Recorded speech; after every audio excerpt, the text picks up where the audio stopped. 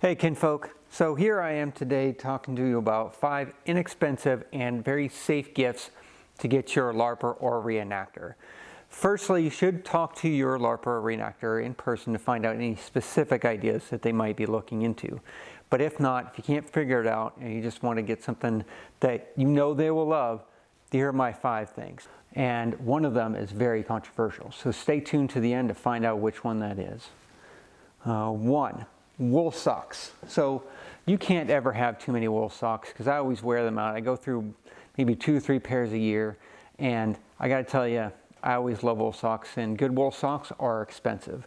And you want to make sure you get a good mixture of merino wool, not a full 100% wool. 100% wool is too rough on the feet and will rub you raw. Now you need a merino wool with a high percentage, around 2/3 to 3/4 of the overall material must be wool. Now if you have a wool allergy, then alpaca wool is a great alternative. I've got these alpaca wool socks that are great. I think they're wonderful. They're very soft and they're hypoallergenic. So if they are allergic to wool, here's a great alternative. I think this is better than wool, to be honest, but vastly more expensive. I think this pair cost me about $18. That's just one pair of socks. Cotton socks will not do. You need wool socks because a lot of LARPers and a lot of reenactors, they're on their feet a lot. And wool socks help you maintain your energy and your comfort all day. They're moisture wicking, so no matter what temperature you're in, they're comfortable to wear. And even in hot weather, they help maintain the temperature of your feet and keep them dry. That's extremely important. Wool socks. Okay, next one on the list is a wool blanket. Wool blankets can pack down real tight. I think they're really useful.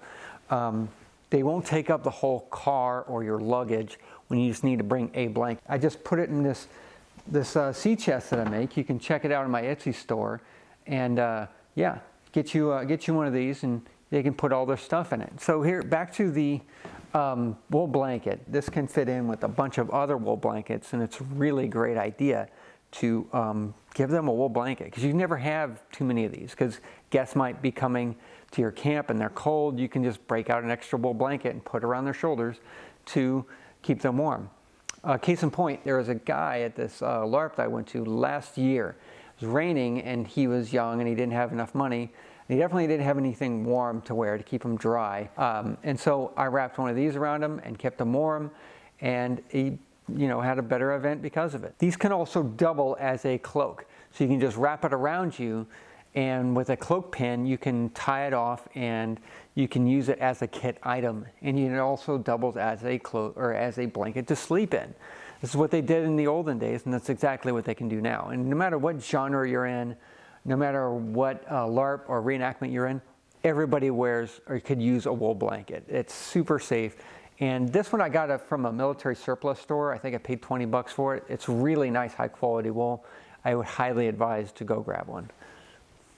So jewelry. So jewelry adds a lot of depth to a person's kit. These torques are really great. I really like them. This one is an arm torque that helps keep my sleeves up. So if I wanted to start a fire or do some work, this kind of helps out a lot.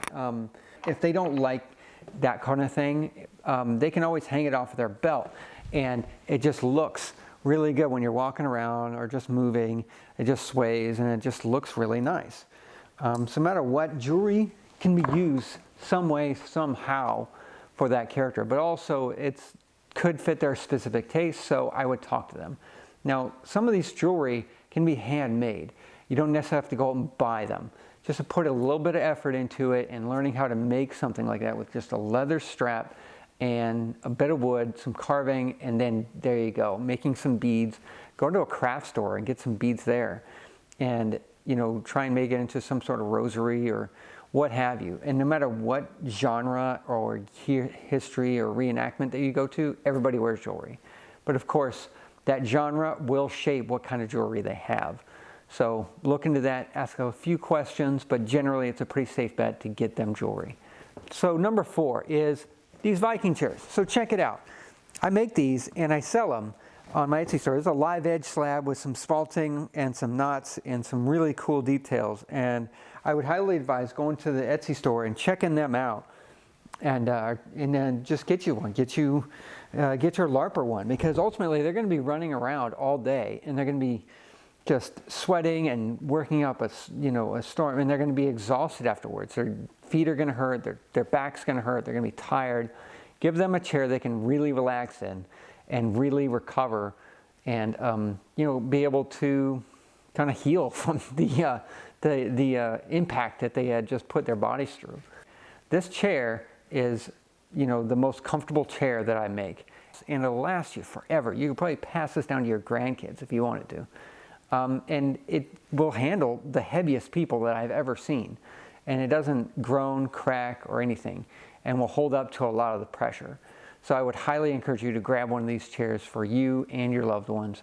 And so the fifth one, and here comes the controversy. The fifth one is a gift card or cash. And I think that, in my opinion, it's a thoughtless gift. It's not helpful. You're not really thinking about it. You're just saying, I just want to throw money at the problem and not think about it and not waste any time.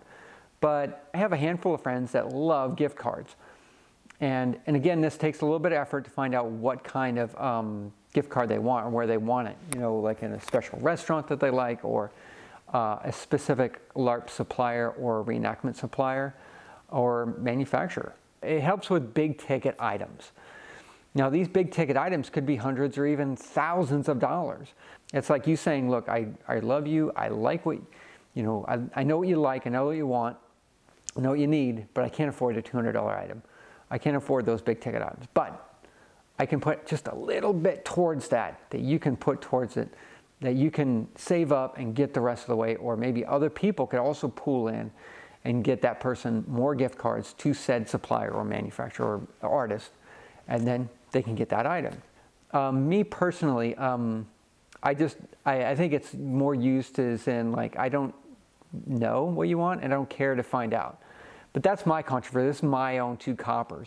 But what do you guys think? Do you guys want gift cards or not? Do you think of it as a thoughtless gift like cash, or do you guys really appreciate them? Do you like them? Do you like to give them?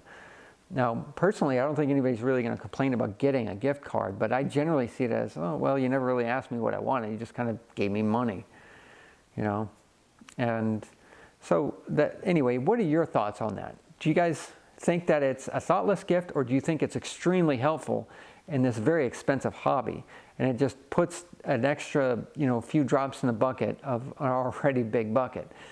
So let me know down in the comments down below, and I'm going to send you off with a be humble, be helpful, and be honorable. Thank you for watching.